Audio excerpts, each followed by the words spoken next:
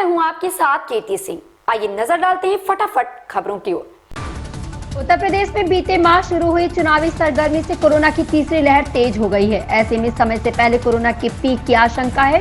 प्रदेश में हर दिन ½ संक्रमण की दर बढ़ रही है, जबकि एक्टिव केस का ग्राफ 7000 तक पहुंच गया है। ऐसे में चिकित्सा विशेषज्ञों का कहना है कि रैलियां भले स्थगित हैं, लेकिन हर स्तर पर सावधानी की जरूरत है। हरियाणा में कोरोना की तीसरी लहर के चलते संक्रमण के नए मामले तेजी से सामने आ रहे हैं। मात्र 9 दिन में ही एक दिन की संक्रमण दर 9 गुना बढ़ गई है। 31 दिसंबर को यह दर 1.17% थी, जो अब बढ़कर 10.64 हो गई है। कुल संक्रमण दर 5.31% पहुंच गई है। विशेषज्ञों का कहना है कि अगर लोग इसी प्रकार लापरवाही बरतते रहे तो आने वाले दिनों में केसों के साथ साथ संक्रमण दर और बढ़ सकती है। किसान प्रदेश की सैंड फ्लाई खतरनाक काला अजार रोग फैला रही है। ये बात भारतीय चिकित्सा अनुसंधान परिषद ICMRA के अध्ययन से सामने आई है। शिमला जिले के रामपुर, कुल्लू के निर्मंड और किन्नौर के निचार से एकत्र किए गए नमूनों से ये खुलासा हुआ है।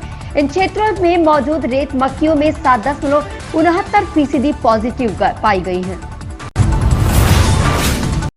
साल 2022 न्यू ईयर 2022 के लिए कई भविष्यवक्ताओं ने डरावनी भविष्यवाणी की है।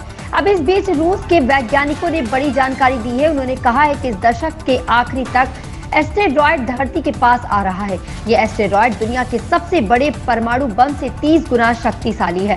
इस एस्टेरॉयड का नाम अपोफिस है, जिसे तबाही का देवता भी कहते हैं। ये साल 2029 अप्रैल में पृथ्वी के करीब से जाएगा। दिल्ली की जेलों में भी कोरोना धीरे धीरे अपने पांव पसार रहा है। अब तक दिल्ली की 3 जेलों में कुल 46 कैदी और 43 स्टाफ कोविड संक्रमित हो चुके हैं। ये जानकारी एक अधिकारी ने सोमवार को दी है। एक वरिष्ठ जेल अधिकारी ने बताया कि सभी संक्रमित कैदियों और स्टाफ को आइसोलेशन में रखा गया है और वह धीरे धीरे ठीक भी हो रहे हैं। भारत में पाकिस्तान से खाड़ी देश व फिर नेपाल व बांग्लादेश होकर नकली नोट आ रहे हैं। दिल्ली पुलिस की स्पेशल सेल ने नकली नोटों की सप्लाई करने वाले एक तस्कर को गिरफ्तार किया है। आरोपी पिछले 4 वर्षों में दिल्ली के बाजारों में 1 करोड़ रुपए से ज्यादा के नकली नोट खपा चुका है। आरोपी के कब्जे से 2.98 लाख रुपए के नकली नोट बरामद किए गए हैं। सभी नकली नोट 500 रुपए के नोट में हैं।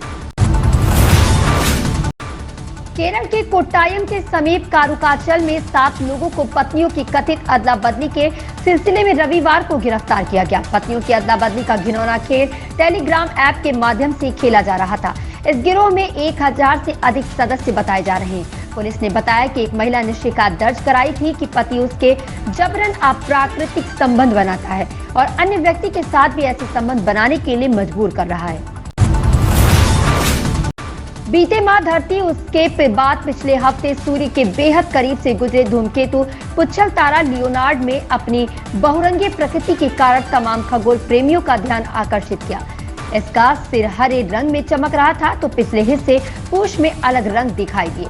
दुनिया भर में लोगों को लगा कि ये रहस्यमयी स्थिति सिर्फ लियोनार्ड के साथ ही हुई है, लेकिन खगोलविदों का कहना है कि यह कमोबेश हर एक धूमकेतु के साथ होता है। विशेष सशस्त्र बल SAF के जवान राकेश राणा ने मूंछों की लड़ाई जीत ली है। सहायक पुलिस महानिरीक्षक ने राकेश राणा को उनकी मूंछों की वजह से निलंबित कर दिया था। इसे लेकर सोशल मीडिया पर बहस छिड़ी है। गृह मंत्री डॉक्टर नरोत्तम मिश्रा ने भी इस मामले में DGP से रिपोर्ट तलब की थी। आखिरकार ADG अनिल कुमार ने राणा को नौकरी ज्वाइन करने के मौखिक आदेश दिए और उसका निलंबन खत्म हो गया। बॉलीवुड और साउथ फिल्मों के एक्टर सिद्धार्थ ने साइना नेहवाल पर बेहुदा कमेंट कर विवादों में घिर गए, जिसके बाद सोशल मीडिया पर उनकी चौतरफा आलोचना की जा रही है।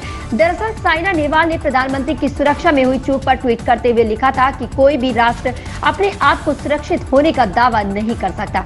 यदि उसके अपने प्रधानमंत्री की सुरक्षा से समझौता किया जाता है, मैं सबसे कड़े शब्दों में अराजकवादियों द्वारा PM मोदी पर कायरतापूर्ण हमले की निंदा करती हूँ। इस पर एक्टर सिद्धार्थ ने कहा, दुनिया के चैंपियन भगवान का शुक्र है कि हमारे पास भारत के रक्षक हैं।